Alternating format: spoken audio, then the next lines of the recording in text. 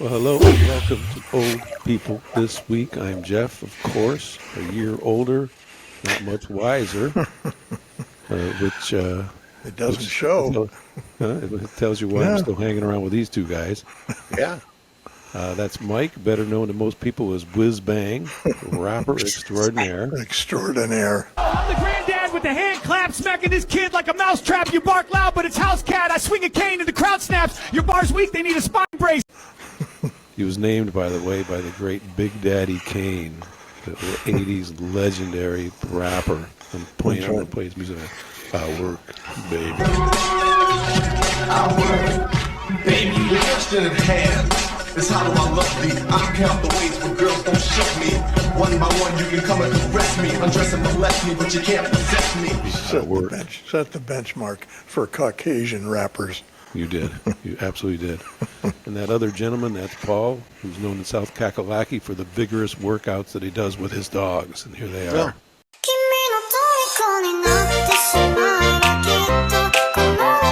Did you build that in your backyard? Yeah. I love that. I love It's that. that's all assembled here. Yeah. Okay, everybody please subscribe. That's an order, not to be taken lightly.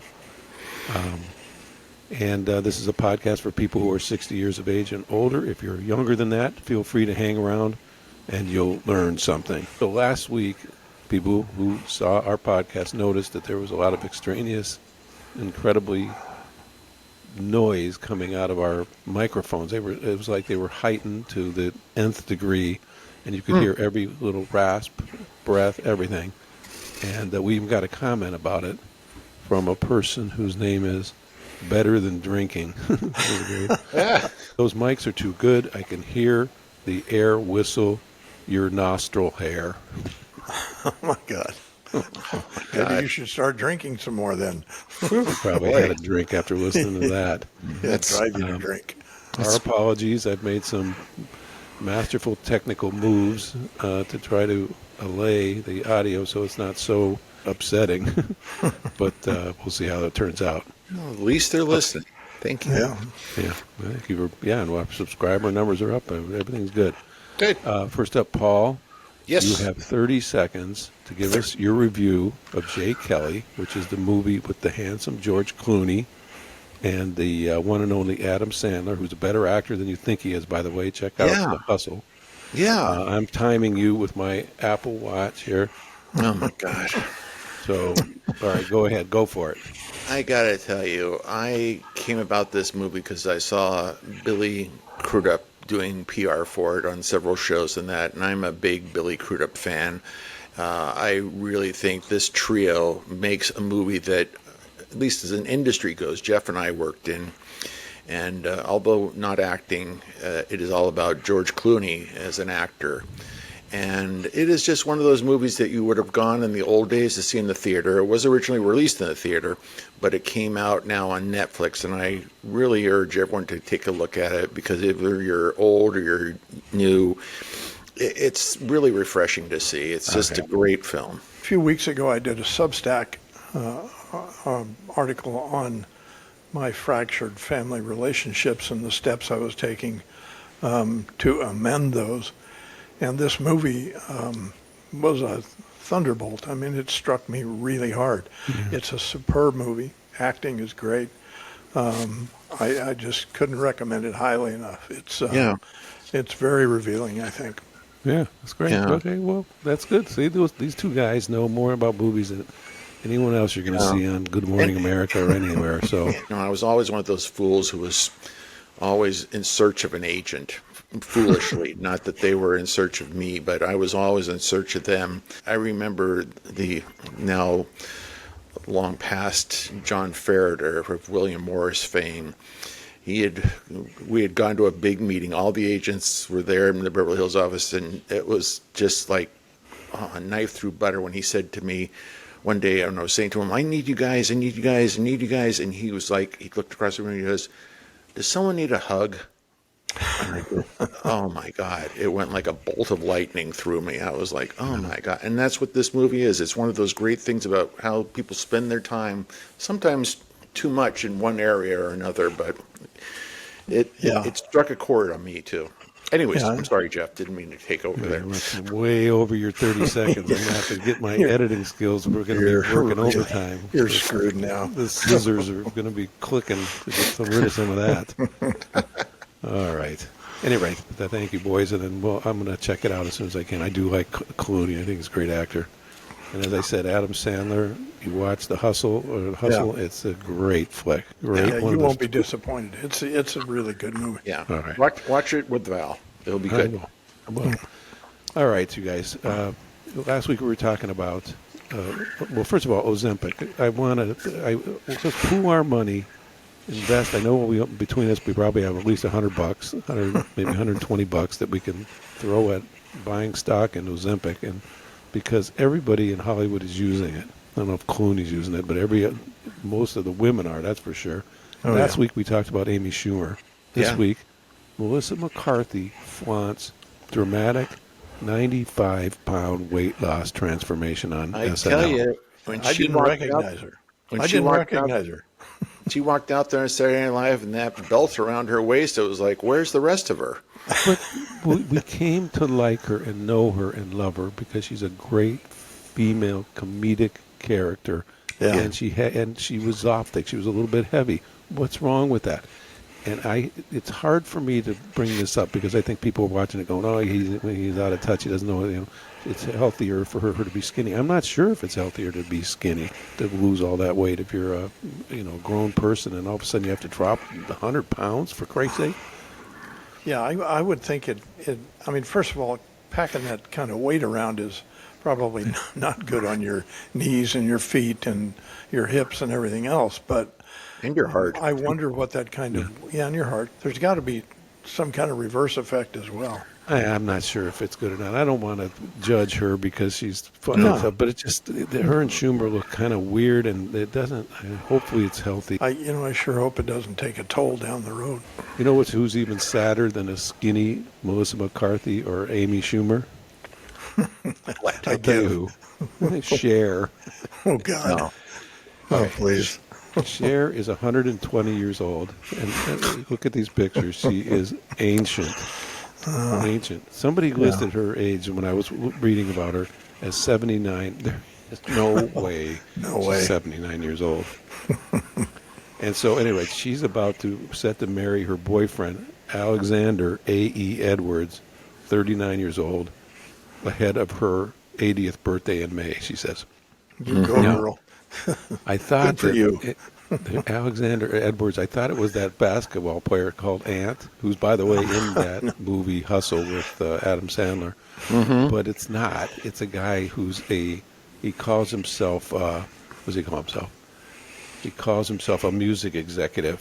Now, when you don't have anything going on in Hollywood, and you don't have a job, and you're unemployed, and you're a bum, you know what you call yourself? Yeah, you're sleeping with Cher. You're in the music business. You're in the music executive now. Either that or what else? consultant. Cher doesn't give a hoot, she says, about the 40-year age difference because he's 39. And they're both ready to commit to each other. Well, don't commit for too long there, Mr. Edwards, because it ain't going to go on very long. The end of the runway's coming up pretty quick. Real quick. And he's just doing it, just because she's Cher. All right, speaking of ancient boomers, pre-boomers actually, Dick Van Dyke is about to turn 100 himself, 100. I think. Yeah, This week. Yeah. And he believes that ditching these two things is why he's likely to make it to 100 on the 13th, I think. And you know what those two things are that he ditched? Booze and cigarettes. No. Sex and meth, the two of them. Okay. Porn and fast cars, Yeah. other two things he gave up. And Hallmark movies and marijuana. No, those aren't are the things two. he gave up. No, he said what Mike said. He gave up cigarettes and drinking. No, that's Yeah, come on. He's been drinking his whole career. yeah. He does not look like he gave up drinking. Oh, okay. But he's certainly very sprite. Yeah. Yeah. Yeah, he certainly is. You have to give him credit. He can still dance. He still moves around. He's spry as hell.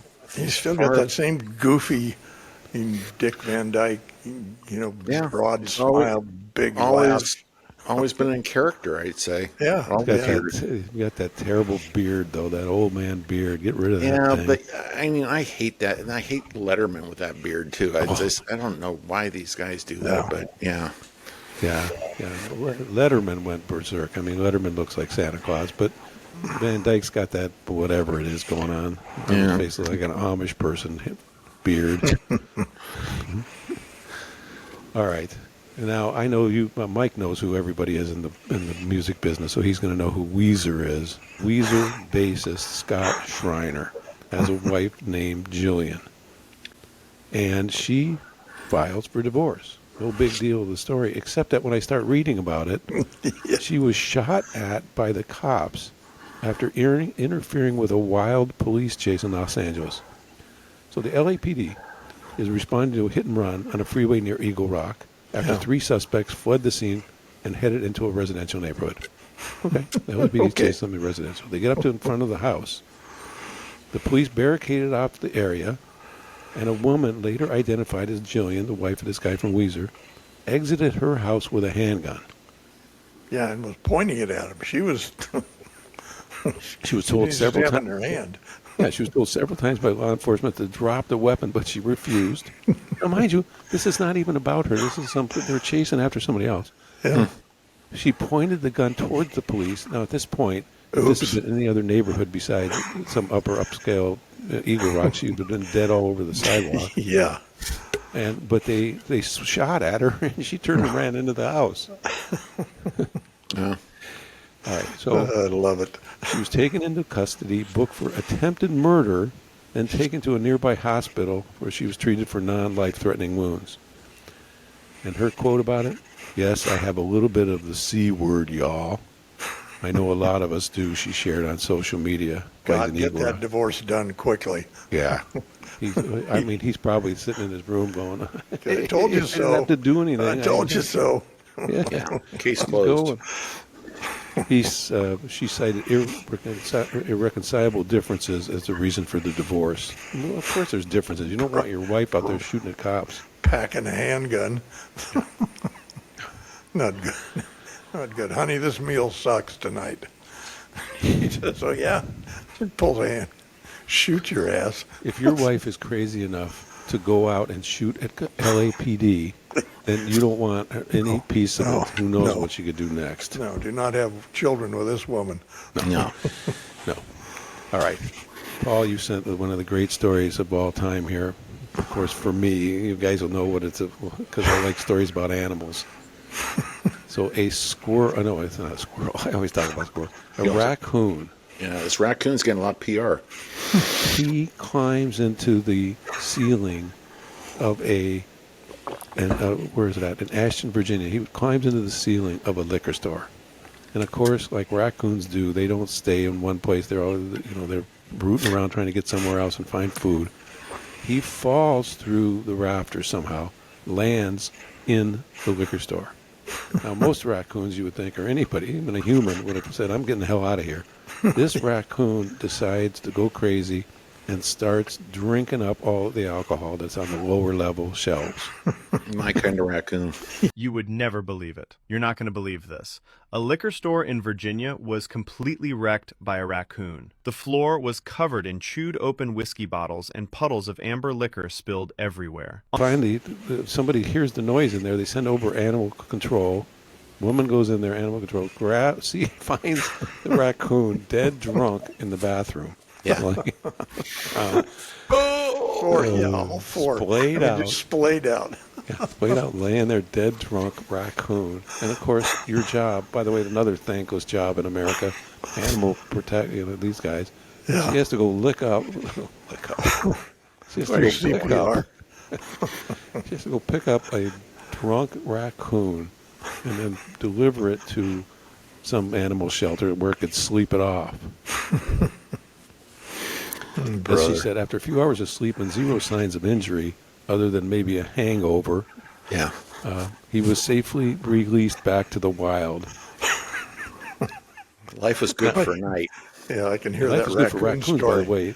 if Mike or I end up splayed out on the floor of a bathroom, dead drunk, we're not getting some kind animal control person to lift us up and bring us home. We got a wife with a rolling pin to bash us with and bring us home. Yeah, she'd tell the authorities just to hang on to me for a few days. That would be our luck, Mike. They wouldn't bring us to a hospital. They'd bring us to an animal control center. Yeah. They there. Detox this guy. Yeah, no. Detox. All Right, around it. speaking- Very, and it was a very funny sketch that Sarah Sherman did on Saturday Night Live with the raccoon. Oh, really? Oh my God. Yeah. Yeah. See, it made national news. These are the sublime animals, the ones we like. They're out there just getting drunk. But the ones I'm afraid of course, are those crazy. Oh, they're still out there. They're still out there. Yeah, they're still out there. They're out there a mass and waiting in the woods, armed and dangerous. Oh my God. Whoa! Whoa! Oh no, I'm out! Jesus. Running and shooting! It's shooting at me! They've also introduced their violence, these monkeys have, to other species. Yeah. A 72-year-old Texas woman was hospitalized with a broken pelvis, internal bleeding after, yes, a violent geese attack. Hey! Hey! No!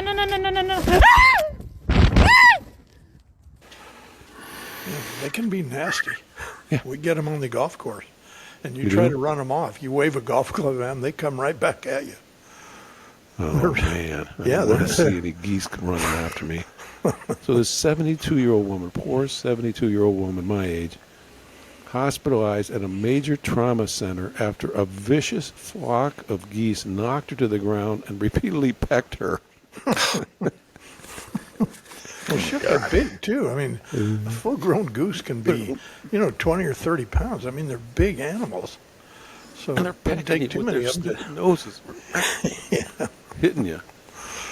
Apparently, some of the large geese came up to her and started attacking some food she brought with them. Yeah. She fell hard to the ground, tried to get up and flee, and the geese actually chased her down. Yeah. She's probably still hanging on to the bag of breadcrumbs. They weren't letting her get away. No, don't show up in front of some geese holding a bag of breadcrumbs. You're doomed. You're doomed. Yeah. Finally, some other people had to come up and kicking and stuff and try to get these geese off the old woman, and they were able to get it off, and they called the paramedics. Yeah. So she survived. Broken pelvis, though. Oh, my God. All right. Ladies and gentlemen, from the eastern part of the great state of Washington, and all points unknown, it's Mike with Vaya Con Dios. From the annals of the dearly departed. A segment of our broadcast where viewers call their relatives and tell them to tune in because it's now time for the meat of the broadcast. Oh, man. So, Go ahead. as Jeff slumps lower and lower in My his shoulders chair, slump every week slides when I off do this. Yeah. into oblivion. So the first, and quite sadly, Frank Gehry, internationally famous architect. Now, Geary, he lived in Los Angeles, by the way, Yeah, and he designed a home, a private home, not his home, I don't think, down in Venice, down by the canal. Yeah. And there was for some reason, some fundraiser thing, there was a tour of this house. Yeah, he was a brilliant guy, all around the world. He was fantastic. yeah, the buildings were incredible. I can remember in our travels, we've seen the Guggenheim in Bilbao, and then of course the Disney Center in L.A. Yeah. Yeah. Just incredible work. Guy was amazing. Okay, and then again, Jeff, to your musical roots, Steve Cropper, I know 84 who years Cropper old. was. Yeah, he's a guitarist for Booker T and the MGs. He was a guitarist for a lot of bands. He was a white guy. He would play on Motown records, and I saw him play in the band that the Blues Brothers assembled. So Aykroyd and Belushi, cool. their guitarist for the Blues Brothers was Cropper. It was Gropper. Wow. Yeah, he was good, and man, that dude could play anything, but he was a rock guitar at the heart. Yeah. All right. And then because you're both sports fanatics, a couple of final ones here. Basketball player Eldon Campbell. I saw that somebody else sent that to me. I'm a huge Laker fan, but I don't remember him for some reason. Yeah, I know he played for a long time with them. I Yeah. don't remember. It was around the 90s, yeah. Yeah, I never heard of him, but he's 57 years old, and he drowned after a medical emergency on a fishing trip. He died. So he went on a fishing trip. Yeah, had some kind of a medical issue and drowned. He must have fell overboard. Something, yeah. Wow. And then That's and almost then- as bad as the way of going as getting some geese hacking you to death. Oh man, yeah, pecking you to death. And then this one, Jeff, you'll know as well. Tom Hicks, noted sports team owner, 79 years old. He owned the Rangers. He owned the Liverpool Football Club. That's pretty amazing. All right, is Okay, that it? that's it. That's it. Not bad. That's some 5 minutes of dead time.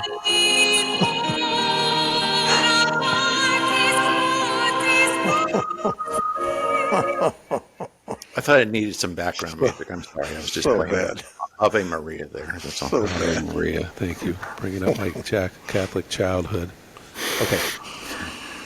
For those, every week we talk about somebody who should go to jail just without a trial, without anything. They'll just, as soon as they're just Absolutely. arrested, just Yeah. bring them directly to federal prison somewhere. This Well, week, I'm opting for public hangings and stoning. I mean, I have no problem with that at all. I don't have a problem with it, except if I'm the guy they want to Yeah, well, stone to death. It would be like maybe you take somebody and you tie him down and put breadcrumbs all over him and then stick about 100 geese on him. that'll do it too. Yeah.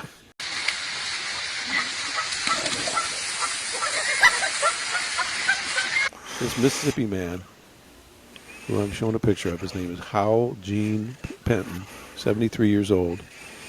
He allegedly approached a woman at the Angie auction house. Now, this is an auction house, by the way. I saw pictures of it, where you just go and they're just selling lots of things like collectibles, really Yeah. normal kind of local thing. He goes up to some woman there and he tries to buy her 10-month-old baby. Yeah. No, you just shoot that guy. You just take him outside the building and shoot him. Boom. How do you... You're gone. What line could you possibly use to go up to a mother and say, I want to buy your 10-month-old baby? Yeah, that's not even a good joke. I mean, if you're just, had one too many Jack Daniels before you go to the auction house and you say something stupid to somebody like that, I mean, come on. Well, he's lucky that Mr. the dad wasn't around to hear that. Somebody trying to buy my 10-month-old son. Yeah. Things could get a little violent. Yeah. Especially in Mississippi. Smith and Wesson would appear. Here's something worse, though. And Mike, you sent this to me. This is the all-time. This could be way worse than anything that we've talked about so far in this show, which there's been some terrible things. Scromiting. Oh, God. That's terrible. Scromiting. It even doesn't sound good. No. Like I vomit. thought Vomit of you doesn't sound good. immediately. It doesn't sound good when you use the word vomit, but then you add the word add SC in front of scromiting. You're like, wait a minute, what's this? Yeah. It's a bizarre condition linked to chronic marijuana use, and it's on the rise. Now, that means that half the generation that's younger than us, all those Gen Zers who vaping marijuana all day and night, they are going to run around scromiting. So it's a pain worse than childbirth, says TikTok mom, as she described bouts of uncontrollable vomiting after marijuana use. And this person said, I was crying and screaming, and I was like, I can't take this anymore. I hate my life. Please, God, please make it stop. It brings new meaning to the term "some bad shit." Oh, man. Yeah. So, dubbed Scromiting by social media due to the combination of screaming and loud vomiting. I'm backing slowly out of the room. The medical name for this condition is cannabis hypermensis syndrome, or CHS, which is on the rise in the United States. Habitual users of cannabis, including teenagers, are showing up in emergency rooms complaining of severe intestinal distress. Really? We've talked about severe intestinal distress before, but it's normally on an airplane where somebody has some bad food and then they lock themselves in the bathroom for the duration of the flight. Yeah. Yeah. But So this don't let Val catch you scromiting in the house. no, You'll be a bachelor. no. I do buy marijuana, which is legal in my state. I don't partake very often. I mean, literally once every 6 months or so. And I don't do much, and I'll tell you why. I'm going to put down my paper. I don't do this because marijuana makes me super paranoid. As soon as I have one puff, I'm looking around like that there's somebody trying to creep in one of the windows, or the cops are waiting outside, the SWAT team is assembling, there's something going on. I can't take it. I'm the worst. You're already a wreck as it is. I know. I can't imagine. All of a sudden, can't imagine you. you see geese outside your front door, and then you're just freaking out. If that was real, if I had opened the door and I saw some geese assembling in front of the house, I think I would probably die. Yeah. Right there. Lock myself in the closet. Yeah. But I don't never scromited, that's for sure. No, you don't want to be scromiting around my wife. She'll come over, she'll scrom at my head. All right, and then this story. Let's get radical. Look people in the eyes and smile. Okay, this guy wrote this whole entire article, basically like an editorial. He said, I've been thinking a lot lately about something I started noticing back starting in 2018. He had hired two people within a few months of each other. Both were super polished women. They dressed cute. They were athletic. They had a large community of friends. They both came from fairly affluent backgrounds and were confident and hardworking. But surprisingly, neither of them could look you in the eye when they spoke to you. Perhaps for a second you'd get a spark of something, but then they would look down. Dude, Mike and I and Paul have been saying for 2 years now that the problem with Gen Xers is they can't look anybody in the eye. The only thing they can look at is their phone. Phone or They a computer live screen. like this. And then we've been saying, throw the phone away. If they're under 20, by the way, if you're a parent, go take the phone and they don't get them till after they're 20. And look people in the eye and smile. Go up to people, start a conversation. Am I not right, guys? And it leads inevitably, hopefully, to having to have a conversation with someone, and that's the other lacking element in the younger generation. They don't really know how to talk to people or how to communicate if they're not texting or whatever. So, put the damn phone down, shake somebody's hand, look them in the eye, ask how they're doing, ask if they want to go get a drink, but, connect. Yeah. Yeah, there's nothing going on. And if you don't make connections, if you're a 20-year-old boy and you can't make connection with a woman, you're going to spend your whole life not enjoying someone from the other sex as a friend, as a lover, as a wife. You can't do it because you can't talk to anybody. Yeah. No. Now, as I've said, I'm looking straight into the camera here to all you lame-brained who are not as old as us and don't have the advantage of growing up, and we did when we actually talked to people. You had to have guts to be a guy in our era, because you had to go up to a woman in a bar, knowing you might get your face slapped, knowing that she might ignore you, and having absolutely no game, which I had, absolutely no game, that nobody was going to talk to me. But I had to do it because other's I would be alone. You're going home alone. Yeah. So you had to do that. But so I'm telling you, call or write to us, Mike, Paul, or I. If you call, it's 310-800-1830. We man the phone 24/7. Ask us what to do. Of course, we're going to say get rid of the phone and talk to somebody. Yeah. Or you can email us at oldpeoplethisweek@gmail.com and just say, guys, I need help. And then put down your name, address, phone number, and we'll meet you and we'll slap you around a little bit and we'll teach you how to talk to people. Yeah. Bring lots of cash because our services are quite expensive, but you'll get results. Positive results. Yeah. Yes, all we desire is, doesn't even have to be top shelf liquor. It could be low shelf liquor, and maybe one happy hour price side, and we're there. We'll go anywhere. Yeah, we're pretty easy. We're pretty easy. Easy. Okay. All right. This is why police officers are heroes. I'm going to show you a video now of these poor police officers who happen to serve in the lame-brained state of Florida. And they get the job one night. They're sitting around the station house. They're drinking coffee, having a donut or two, and somebody says, "Hey, we got to go out there. They need us on the highway." "Oh yeah, what's up?" "Well, you'll see. There's a 1,000-pound, 18-foot alligator sitting there. It's got to be moved into a truck." So here's the video. Get on the leg. Everybody get on the leg. Get on the leg. Everybody, I need Sarge. I need someone on that leg right there. Yo, pick it up. Pick it up. Pick it up. Okay. Hold on.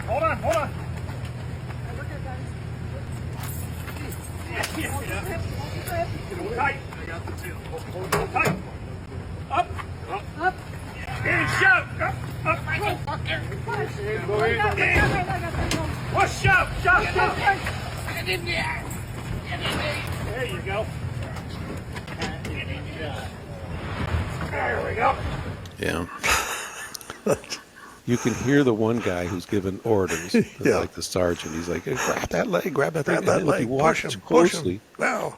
Yeah, the it's all tail over of that thing is winging around. I love how the guy in the end gets slapped in the butt by the tail. Yeah. The alligator whacks him really good.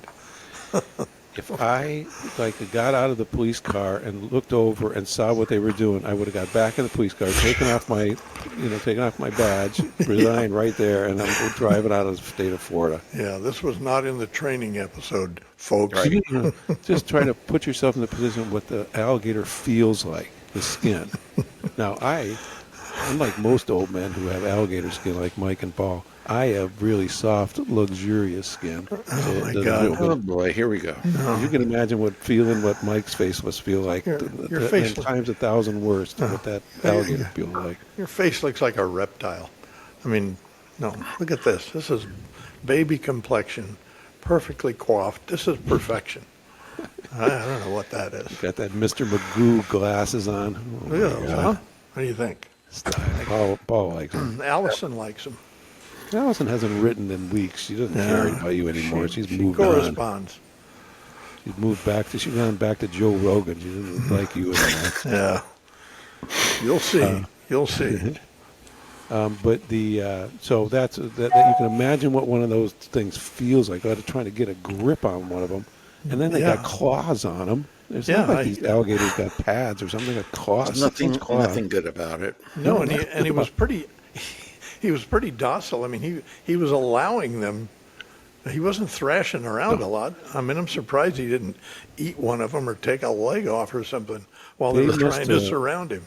They must have shot him with a tranquilizer gun or something before that. Yeah. Because you're right. He wasn't like going berserk. Yeah. And that thing was big enough that you could get on it, rode around on him. Well, he barely fit in that pickup truck. His tail was still hanging out. And that's a 6-foot bed. Oh, my God. So that's how it's done in Florida the proper way by law enforcement.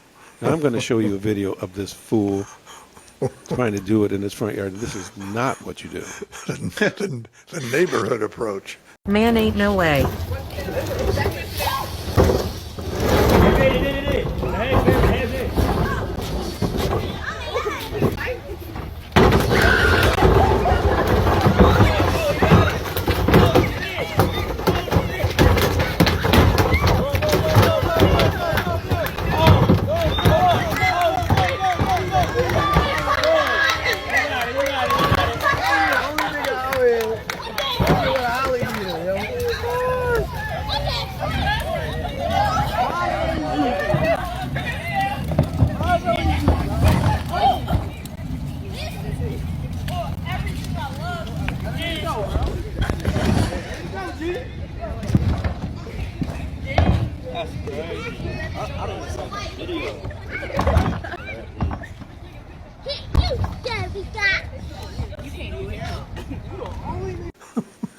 This guy, as you just saw, he decides that he's going to be a hero and lure that alligator into his trash can.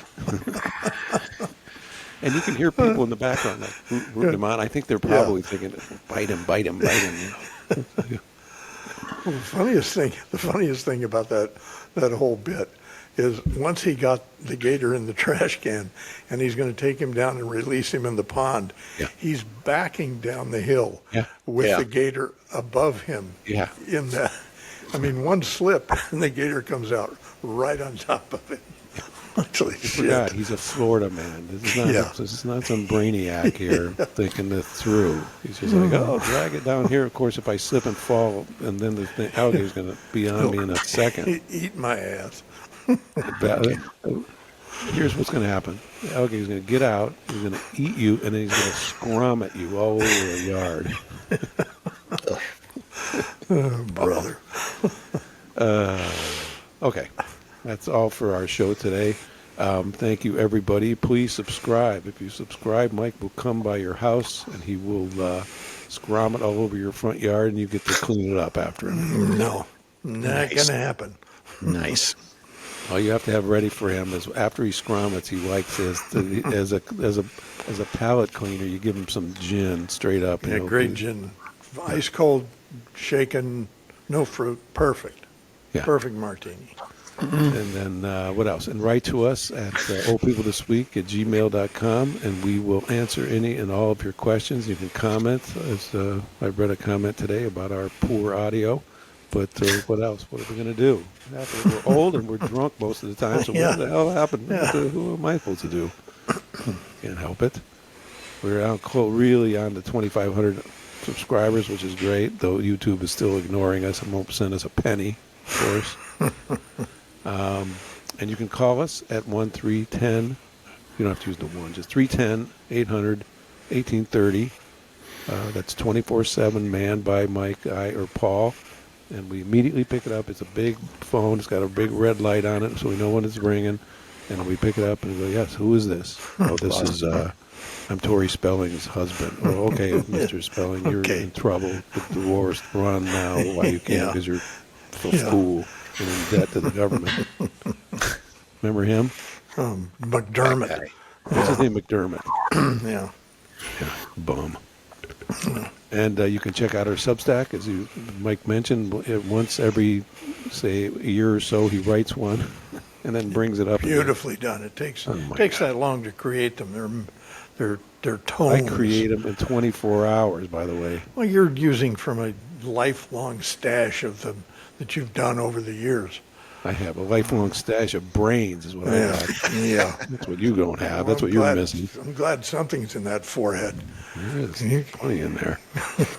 And, okay, and goodbye, and thank you all for watching. And here's Reese with the Old People This Week quote of the week. And we shall see you soon. Remember, I don't even know what to say after that. Just have a good week, and we'll talk to you soon. Adios. Bye, everyone. Here's the Old People This Week quote of the week. You can't drown yourself in drink. I've tried. You float. John Barrymore. All right, boys. That was fun. Good job. I will, hopefully I'll let you know if there's any audio issues, if we're hearing Michael rasping away.